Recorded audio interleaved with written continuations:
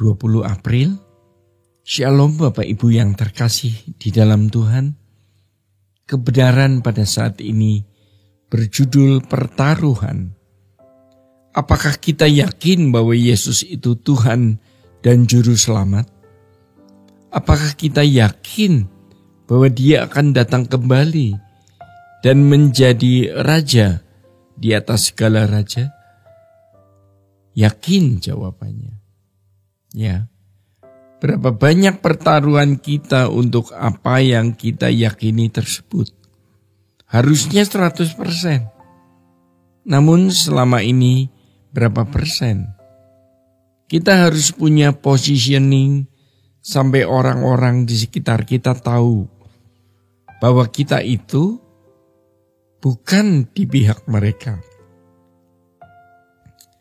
Kita tidak bisa bersama mereka lagi. Dan mereka pun tidak akan nyaman jalan dengan kita. Sebaliknya, kalau kita masih bisa tune atau nyambung atau sejalan dengan orang-orang yang takut akan Allah, pasti ada yang tidak beres dengan kita.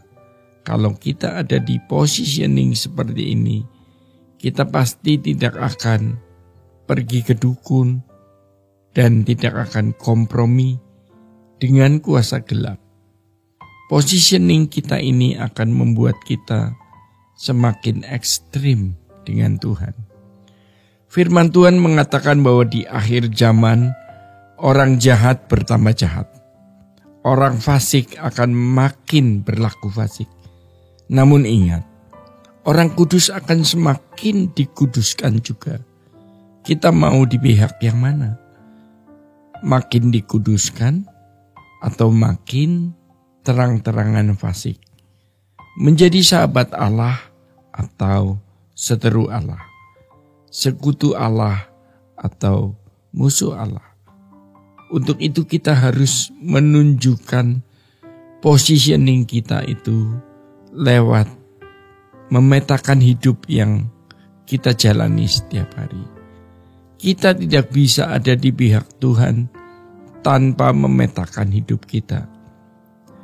Setiap hari harus ada waktu bertemu dengan Tuhan. Kita bisa membangun satu frekuensi di mana kita bisa mengalami perjumpaan dengan Tuhan.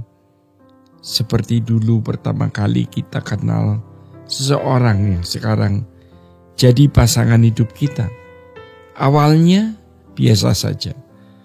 Tetapi lama-lama ada ikatan sampai tidak bisa berpisah. Ada ikatan asmara, ada ikatan cinta. Dengan Tuhan pun harus ada ikatan itu Bapak Ibu. Allah bisa menciptakan hukum-hukum yang berlaku di dunia. Jalannya kapal di air dengan hukum Archimedes. Jalannya Raja Wali di atas udara dengan hukum aerodinamika. Jalannya laki-laki dengan perempuan yang merupakan hukum yang luar biasa. Kalau Allah bisa menciptakan hukum hubungan pria dan wanita, Allah bisa menciptakan hukum hubungan pribadinya dengan kita. Maka kita harus menemukan relasi itu, frekuensi itu. Dan hal itu akan meneguhkan positioning hidup kita, yaitu kita di pihak siapa. Di dalam 1 Korintus 11 ayatnya kedua dan ketiga, Paulus mengatakan, "Aku mempertunangkan kamu dengan Kristus sebagai perawan suci." Sedangkan di dalam Efesus 5, Paulus mengatakan, "Rahasia itu besar." Hubungan mengenai suami istri itu rahasia. Bagaimana Allah mengikat mereka. Karenanya laki-laki akan meninggalkan ayahnya dan ibunya lalu bersatu dengan istrinya. Ada relasi yang luar biasa yang bisa dikatakan sebagai sebuah misteri. Kemudian dikatakan, tetapi yang kumaksud adalah hubungan Kristus dan jemaat. Ada misteri juga yang bisa dirasakan setiap individu dengan Dia atau dengan Allah. Jelas kita tidak bisa memiliki dua Tuhan. Satu Tuhan atau tidak usah sama sekali. Dan Tuhan kita adalah Tuhan. Majikan kita adalah Tuhan. Kekasih kita adalah Tuhan. Positioning kita jelas, yaitu selain Engkau, tidak ada yang kuingini di bumi. Banyak orang memang tidak bermaksud untuk mengganggu, namun kenyataannya mengganggu. Tidak bermaksud melawan Tuhan, tapi kenyataannya melawan. Karena mereka tidak memiliki sikap atau integritas. Banyak orang percaya yang tidak mau masuk neraka, tetapi mereka tidak berniat juga untuk ke surga. Kalau kita tidak serius mencari kebenaran Tuhan, kita mau kemana kalau bukan di pihak setan? Sejatinya, ini adalah peringatan untuk kita semua, ya, bahwa kita bisa ada di posisi melawan Tuhan, mengganggu pekerjaan Tuhan, dan bahkan sampai kesetanan.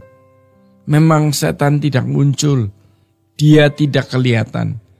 Namun siapa duga Petrus kesetanan. Tuhan bisa melihat ide setan itu dari pikiran Petrus. Karena itu Tuhan berkata, "Enyahlah iblis." Setan yang cerdik adalah setan yang masuk di dalam pikiran orang. Setan yang tidak kelihatan manuvernya. Pertanyaannya, apakah kita memiliki pikiran Kristus dan membuat orang lain selamat dan bertobat dari perbuatan kita? Itu harus kita perkarakan dengan serius. Kalau kita punya niat benar-benar ke surga, kita mau melakukan firman ini. Bapak Ibu yang terkasih di dalam Tuhan, demikian kebenaran pada saat ini. Sola Gracia.